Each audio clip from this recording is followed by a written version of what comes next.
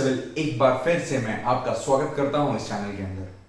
आज इस वीडियो के तहत आपको यह जानने के लिए मिलेगा कि जब मैं अपना कोई घर बनाते हैं या आप कोई अपना घर बनाते हैं या कोई भी इंसान अपना घर बनाता है, आशियाना बनाता है, तो कौन कौन सी ऐसी समस्याएं हैं जो उसको देखने के लिए जरूर मिलती हैं।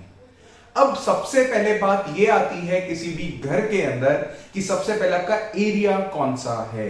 एरिया कौन सा बोलने का मतलब होता है दो तरीके से, क्योंकि आपका जो घर का एरिया होगा पहले तो वो गज अनुसार होगा, स्क्वायर फीट के अनुसार होगा। जितना भी आपका स्क्वायर फीट हो, एग्जाम्पल के तौर पे अगर मैं कहता हूं 2256 स्क्वायर फीट, तो इसका मतलब है कि अगर मैं देसी भाषा में बोलूं तो उसको गज के तौर पे बोला जाएगा। और गज पे करने के लिए इसको भाग बाय 9 करते हैं या डिवाइड बाय 9 कर देते हैं तो एक एरिया निकल के आता है, जिसको हम देसी भाषा में बोला जाता है कहीं ना कहीं स्क्वायर यार्ड। ठीक बात। जो भी आपका स्क्वायर यार्ड है उसके हिसाब से एक गज का रेट लगता है, और अगर आप इस चीज को पूरा करते हैं तो इसके लिए फर्क पड़ता है कि आपका एरिया कौन सा है। अगर मैं गज की बात करता हूं तो गज का हिसाब यह रहा कि अगर मैं बोलूं कि कोई आपका कच्चा इलाका है, कच्चा इलाका मतलब जहां पे रजिस्ट्री नहीं होती, यानी कि वहां पे जो घर के कागज हैं या वहां पे जो आपका पटवारी है वो है ही नहीं, यानी कि वो कच्ची कॉलोनी काउंट होता है। अगर मैं आपको छोटी सी तरह से समझाऊं, कोई भी एक ऐसा एरिया जहां पे आपकी सिवर लाइन मौजूद नहीं है सरकार के द्वारा, या पानी की कोई लाइन मौजूद नहीं है सरकार के द्वारा, तो वो कच्ची गलियों में या कच्ची इलाकों में काउंट होगा। उसके बाद से एक अपर लेवल होता है जिसको कहते हैं लाल डोरे के घर। मे भी आप नहीं जानते होंगे इसके बारे में, मे भी आपके माता पिताजी ने कभी अपना काम करा होगा जिंदगी में तो उसके बारे में जरूर जानते होंगे। लाल डोरे के घर थोड़ी सी अपर कैटेगरी में काउंट होते हैं, जिसके अंदर बोला ये जाता है कि कहीं ना कहीं आपका जो बैंक होता है इन वाले घरों पे लोन उपलब्ध कराता है। और आज के हिसाब से आपने देखा भी होगा कि प्रधानमंत्री की तरफ से भी यहां पे एक तरीके की सब्सिडी मिलने लगी है, जिसे 2.5 लाख की सब्सिडी के नाम से जाना जाता है। कि आप घर बनाइए और आपको घर बनाने के अंदर जितनी लागत लगेगी उसके अंदर 2.5 लाख आपके अकाउंट में वापस भी आएंगे। दूसरी चीज, अगर मैं बोलता हूं कि एक होते हैं आपके कहीं ना कहीं फ्री होल्ड प्रॉपर्टी। कभी भी अगर आप अपना घर लेने जाते हैं तो आपको यह जरूर पता हो कि आपका एरिया कौन सा है, यानी कि कच्चा है, लाल डोरे का है या फ्री होल्ड प्रॉपर्टी है। अगर मैं आपको बोलूं तीनों में से किसकी पहली प्रेफरेंस रहनी चाहिए, तो मैं बोलूंगा फ्री होल्ड प्रॉपर्टी की ही पहली प्रेफरेंस रहनी चाहिए। मे बी आपको लेने के समय में महंगा जरूर पड़ेगा, मगर उसी का दाम जब बेचने पे जाएंगे तो वो उतना ज्यादा भी देगा पहले के कंपैरिजन में। क्लियर बात। फ्री होल्ड प्रॉपर्टी का मतलब होता है उसका मालिकाना हक रखते हैं, आप चाहे उसे बेच सकते हैं, आप चाहे उसे किराए पे चढ़ा सकते हैं या लीज पे दे सकते हैं, यानी कि आपकी ये पांचों उंगलियां कहीं ना कहीं अंगूठे में कहीं ना कहीं आपका कहते हैं स्टैंप में लग लग के लगती हैं। अभी तक एडमिट कार्ड में लगाया होगा या कहीं आधार कार्ड आधार केंद्र में लगाया होगा, मगर इन उंगलियों का फायदा तब है जिस दिन आप एक प्रॉपर्टी बनाएं और उस प्रॉपर्टी की रजिस्ट्री करें, और जब रजिस्ट्री करने पे आते हैं तो ये अच्छी तरह से एक एक पन्नों पे आपकी अंगूठियां, आपके अंगूठे, आपकी उंगलियां लगती चली जाती हैं, और ऐसे में आपकी प्रॉपर्टी होती चली जाती है। अब मैं बात कर रहा हूं ऐसे फ्री होल्ड प्रॉपर्टी की। फ्री होल्ड प्रॉपर्टी का मायने इतना है कि आपको यहां पे बैंक लोन उपलब्ध है। यकीन मानिएगा, कभी भी अगर आप घर लेने जाते हैं, बेहद आप एक बिजनेसमैन हो या आप एक तरीके से एक स्टूडेंट हो या आप किसी तरीके से या आप सरकारी नौकरी के अंदर सरकारी कर्मचारी होंगे, तो अपना घर लेने के समय पे जो रेट मार्केट में उपलब्ध होता है, जो रेट मार्केट में लगता है, उतना पैसा किसी के पास होता नहीं कि वो हाथों हाथ दे दे।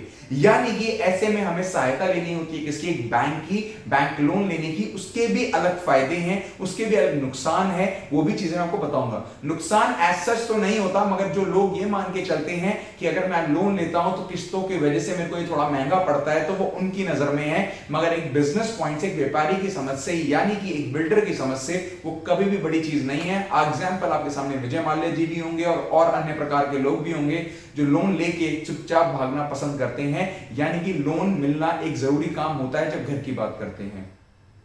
आपको अगर किसी से नहीं पता कि अगर आप कहीं दूर से किसी का घर लेने जा रहे हैं, या मैं आज दिल्ली बैठा हूं, मेरे को बॉम्बे में घर चाहिए, या मैं दिल्ली बैठा हूं, मेरे को उत्तर प्रदेश में घर चाहिए, मेरे को इलाकों के बारे में हो सकता है ना पता हो, तो उसके लिए सबसे पहली संभावना यही होगी कि मैं ये जरूर पता करूं कि उस वाली प्रॉपर्टी पे या उस वाली जगह पे, उस वाले एरिया में वहां पे फ्री होल्ड प्रॉपर्टी है या वो पावर ऑफ अटर्नी है। अगर वो फ्री होल्ड प्रॉपर्टी है तो आप बिल्कुल निसंकोच इसके लिए आगे जाएं, यानी कि आप इसको पूरा खरीदें, क्योंकि कल को यहां पे आपकी रजिस्ट्री होगी, पटवारी होगा, आपकी लैंड की, आपकी जमीन की, आपके प्लॉट की, आपके फ्लैट की प्रॉपर मेजरमेंट ली जाएंगी और उस हिसाब से सरकार भी अपना एक रेट बताती है, जिसको सर्कल रेट के हिसाब से जाना जाता है। वो अलग अलग एरियो में अलग अलग क्लासेस के ऊपर A B C D group होते हैं। जब भी कभी रजिस्ट्रार के ऑफिस में जाएंगे तो वहां पे बोर्ड देखना, A B C D group लिखे होंगे, A1 A2 A3 भी लिखा होगा। उसी के अनुसार कहीं ना कहीं आपसे उसकी लागत लगाई जाती है। तभी आपने सुना भी होगा, हमारे कभी कभार सांसद भी ऐसे कहते हैं कि कहां महंगाई है, क्योंकि सरकार की नजरों में घर की जो कीमतें हैं वो अलग हैं, और जब असल हकीकत में आप जब इसकी डील करने जाते हैं किसी प्राइवेट बंदे के पास, तो वो इसकी डील अलग तरीके से तय करता है, यानी कि वो आपसे बहुत ज्यादा चार्ज करता है। पर गज का जो रेट होता है वो जमीनी हकीकत पे असल मायनों में बहुत ज्यादा माना जाता है, एज कंपेयर टू किसी भी ऐसी जगह पे जहां पे आपको लगता है कि वो पावर ऑफ अटर्नी है, तो वहां पे उसका रेट तेज बिल्कुल भी नहीं होता। दूसरी चीज, जब आप घर वर ले लेते हैं, मतलब एक प्लॉट या आप कोई भी चीज ले लेते हैं, जैसे मैंने एक बार प्रोजेक्ट स्टार्ट किया अभी, तो उस प्रोजेक्ट के तहत मैं आपको यही बताने वाला हूं कि क्या शुरू में दिक्कतें आ रही हैं। कल तक मेरे पास या और 4 दिन के अंदर मेरे पास कहीं ना कहीं आपकी स्ट्रक्चरल ड्राइंग आ जाएंगी। आर्किटेक्ट हमने हायर किया है और आपको भी करना चाहिए, क्योंकि आर्किटेक्ट की वजह से हमारा जो घर होता है एक डिटेलिंग के तौर पे, यानी कि प्लान के तौर पे बनता है। अगर मैं बोलूं आप जिस घर में बैठे हैं, अगर उसको आप देखें कि यहाँ पे कल तक एक जमीन हुआ करी होगी, किसी ने सोचा ही होगा कि यहाँ पे घर इस तरह से होगा, दरवाजा इस तरह से होगा, खिड़की इस तरह से होगी, यानी कि यहाँ पे इमेजिनेशन पावर ही आपको सब कुछ देती है। अगर मैं और आगे लेके चलता हूं, तो आर्किटेक्ट से वहां पे एक डिजाइन बन जाएगा, कितना ये आपकी मेजरमेंट है वो हमने कर ली है। जो आपको प्लॉट यहां पे दिख रहा होगा, कुछ फोटोज में आपके लिए लाया हूं, आपको पूरी इस वीडियोस के तहत, आने वाले और नंबर ऑफ वीडियोस के तहत जो जो दिक्कतें आती हैं असल मायनों में, चाहे वो आपके पड़ोसी के झगड़े हो, चाहे वो सामान आपका सड़क पे रखने वाला हो, चाहे वो आपका कोई भी सरकारी विभाग आके आपका चालान काटे कि आपने इसको ढका नहीं है, या आपने इसकी चार दीवारी नहीं कही है स्टील के तौर पे, यानी कि आपने यहाँ पे क्या नहीं लगाई है, यहाँ एक कॉर्रुगेटेड शीट्स नहीं लगाई है। शीट्स का मतलब होता है, ये आपने मेट्रो के अंदर देखी होंगी या किसी अपने वेयर हाउसेस गोदाम उसमें देखी होंगी, जिसमें कर्व होता है। जो प्लेट प्लेन होती है, प्लेन भी देखी जाती है, मगर कॉर्रुगेशन का मतलब होता है कुछ अलग से आपकी जो प्लेट्स होती हैं, जो आपकी स्टील की वो होती हैं, तो उनको अलग तरीके से घुमाईदार में लगाया जाता है, जिसको हम नीली टीन के हिसाब से जानते हैं कि नीली टीन लग गई तो यहाँ पे कहीं ना कहीं नया कंस्ट्रक्शन का काम हो रहा होगा। जैसे जैसे घर ऊपर चढ़ता चला जाता है, तो आपने देखा होगा हरी चद्दर आपको लगा के रखनी पड़ती है, जिससे कि आपका पॉल्यूशन ना हो। उसके बाद जिस भाव में आप ले सकते हैं, अगर आप बहुत बड़े बिल्डर हैं या बहुत सारे घर बनाना चाह रहे हैं, या आपके और भी कहीं घर परिवार में और घर चलने वाले हैं, तो या तो आप ये नया ना लेके आप पुराना भी उठा सकते हैं किसी का और उसको खड़ा करा सकते हैं। मगर बेशर्ते एक चीज जरूर याद रखिएगा, जब भी आप इसको लगाएंगे तो ये अच्छे खासे दिनों के लिए रहने वाला है, कम से कम 8 से 9 महीने का। अगर कभी किसी रेंट पे भी लेते हैं तो ये जरूर याद रखिएगा 9 महीने, 10 महीने या 11 महीने इस पे लग जाते हैं, क्योंकि जब तक हमारी ढंग से चार दीवारी नहीं हो जाएगी, जब तक हमारा कंक्रीट या ब्रिक वर्क नहीं हो जाएगा, तब तक हम इसको रखना पसंद जरूर करते हैं। अपना अंदर की चीज अंदर की होती है, बाहर की चीज बाहर की होती है, यानी कि चलता फिरता कोई भी इंसान आपकी नजर ना लगे, मतलब कि कहीं ना कहीं ऐसा ना देखिए कि वहां पे कितना काम हो रहा है, कितनी लेबर लग रही है, क्या वो काम कर रहे हैं, कोई चोरी चकारी भी ना हो। तो इन चीजों के लिए वो आपकी टीम लगाई जाती है, नीली टीम के नाम से ये फेमस होती है। बहुत सारे लोग आपको यहाँ पे मिल जाएंगे, मगर हाँ, अगर आप उसको खरीदते हैं, नया मत खरीदिएगा, पुराना भी खरीद सकते हैं, और पुराने का भाव भी आपके किलो के हिसाब से चला जाता है, जो अमूमन तौर पर 24-25 रुपए किलो के हिसाब से रहता है, तो आप वो भी ले सकते हैं। वो भी एक ऑप्शन आपके पास अवेलेबल होगा ही होगा। जो सबसे बड़ी दिक्कत यहां पे आती है, जब तक आपके इस प्लॉट की खुदाई नहीं होगी, तब तक आप सामान रखोगे कहां। हो सकता है आपका ये जो प्लॉट है ये मेन रोड पे हो और बराबर में भी घर हो, इधर भी घर हो, पीछे भी घर हो, यानी कि आप इस सामान को अब अंदर तो लगवा नहीं सकते, क्योंकि यहाँ पे अभी खुदाई होगी, यहाँ पे जेसीबी आएगी और यहाँ पे खुदाई की जाएगी। सबसे पहले तो आपको पता ही होगा कॉलम लगाने जरूरी होंगे, और ऐसे में सामान भी चाहिए होगा। या तो आप सामान इकट्ठा ना मंगाएं, या तो आप छोटे हाथी के थ्रू, यानी कि छोटा छोटा थोड़ा थोड़ा सामान अपना मटेरियल का बनवाएं। अगर आप किसी ठेकेदार को यहाँ पे दे रहे हैं, तो सबसे पहली कोशिश आपकी यही रहनी चाहिए कि जो भी यहाँ पे ठेकेदार इसको बना रहा हो वो लोकल होना जरूरी है, क्योंकि आप बार बार या तो वहां पे रहने वाले होने चाहिए, चाहिए या तो आसपास आपका घर, अगर आपका घर बन रहा है तो आपने कहीं किराए पे लिया होगा या कहीं और तरीके से रह भी रहे होंगे, तो इन तरीके से आप इन चीजों को सोच सकते हैं। ये सारी चीजें, ये सारी जो प्लानिंग होती है ये हर कोई करता है और यही प्लानिंग आपको यहां पे विजयी बनाएगी, क्योंकि बिना दिक्कत के घर बनना ये किसी एक ऐसी उम्मीद की तरह है कि जैसे आप ओलंपिक जीत के आते हैं, और वो खुशी आपको बिल्कुल मिलेगी मगर जब आपका घर चारदीवारी प्रॉपर तरीके से, अच्छी तरीके से आपका बन चुका होगा। तो जैसे मैंने बोला, टिन शेड को नजर रखना पड़ेगा आपको। आपने मेजरमेंट कर ली होगी, अगर आप किसी ठेकेदार को दे रहे हैं काम तो वो ठेकेदार कोशिश करेगा कि दूर का ना हो, क्योंकि छोटी छोटी चीजें हर थोड़ी थोड़ी देर बाद कभी पुलिस वाला के परेशान करेंगे, कोई म्युनिसिपैलिटी नगर निगम आके आपको परेशान करेगी। कभी कभार आपको ये भी दिक्कतें देखने के लिए मिलेगी, जब घर पे कुछ है ही नहीं, वहां पे प्लॉट खाली है, तो बिजली का मीटर टेम्परेरी वे में भी लगवाना पड़ेगा। वो भी बहुत बड़ा सा हेडेक हो जाता है आधे लोगों के लिए कि भाई कैसे इसको हम शिफ्ट कराएंगे आगे जाके, कैसे वो शिफ्ट कराना चाहिए, क्योंकि आप भी जानते हैं एक घर बनने के समय पे सारे आपके आसपास रहते हैं आदमी जो आपको लूटने के लिए तैयार खड़े हैं। आप गलती करो बस आपको लूटा जाएगा किसी भी तरीके से। तो वो इन सारी चीजों को आपको मैं इन वीडियो के माध्यम से बताऊंगा। तो ये सबसे पहले जो आपने मेरे साइट में देखे होंगे, ये मैं सबसे पहले इस प्लॉट की बात कर रहा हूं।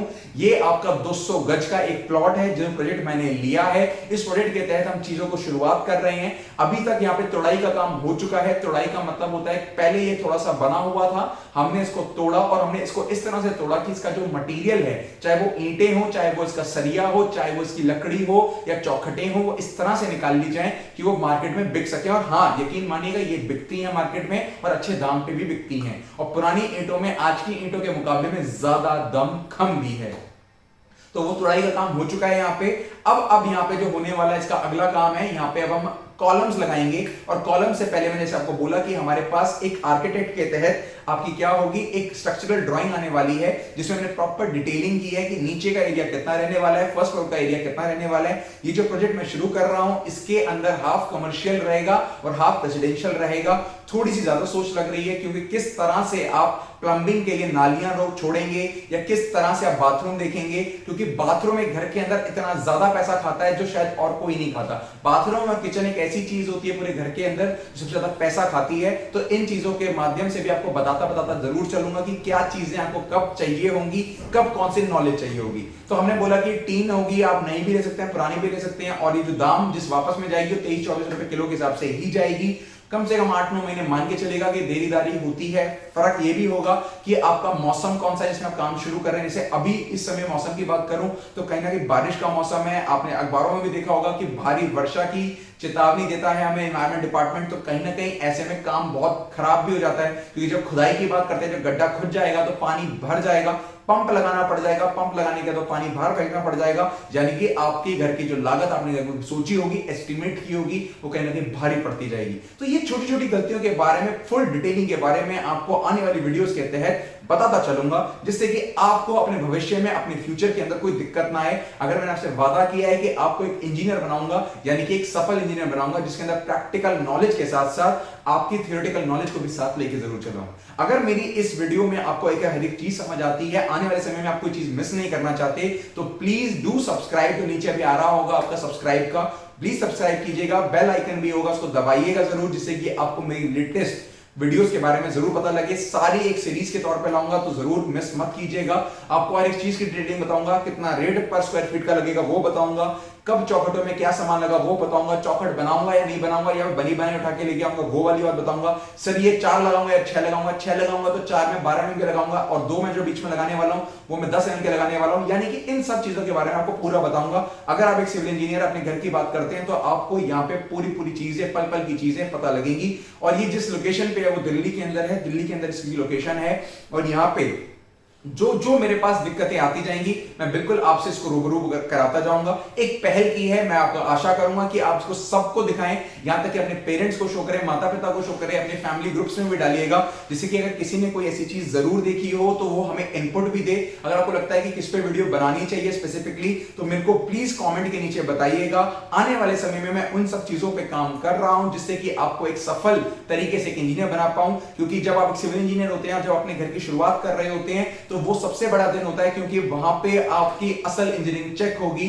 पढ़ाई दुनिया करती है, मगर पढ़ाई के बाद जब आप एक घर बनाने पे आते हैं, वहां पे अच्छे अच्छे इंजीनियर्स तक फेल हो जाते हैं, क्योंकि कुछ ना कुछ ऐसी चूक होती है जो शायद आपको एक प्रैक्टिकल नॉलेज के तहत लैक कर जाती है। यानी कि उसकी कमी की वजह से हम घर के अंदर कहीं ना कहीं सीलन को देखते हैं, कहीं ना कहीं हम देखते हैं कि दीवारों पे खुरदरापन आ गया है।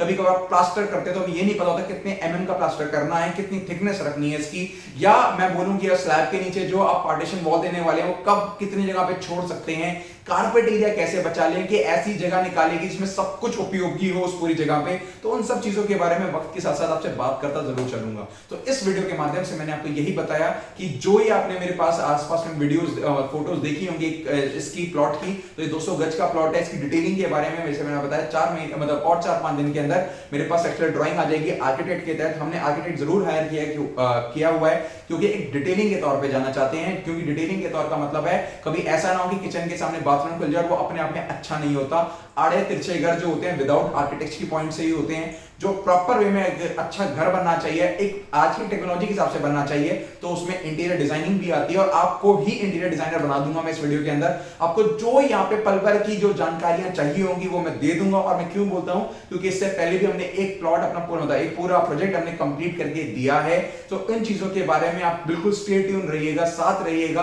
आपको बहुत कुछ यहाँ से जानने के लिए मिलेगा। प्रॉपर एक डीलिंग बताऊंगा। जब रजिस्ट्री कराएंगे तो औरत के नाम पे कितना परसेंट रहता है, एक आदमी के नाम पे कितना प्रतिशत लेती है आपकी नगर निगम, या आपका अगर उत्तर प्रदेश में तो विकास प्राधिकरण, कैसे कैसे आप नक्शा पास कराते हैं, क्या नक्शे में दिक्कतें आती हैं, ये सारी स्टेप बाय स्टेप एक घर बनाने के अंदर आपकी जो चाह होगी और जो आपकी राह होगी उसको आसान कर दूंगा। आशा करता हूं आपको इस वीडियो में बहुत आनंद आया होगा, और आशा करता हूं आपका यही प्यार यूं ही इसी तरीके से बनता चला जाएगा। Thank you so much for being with Rohit Yadav civil. Thank you so much.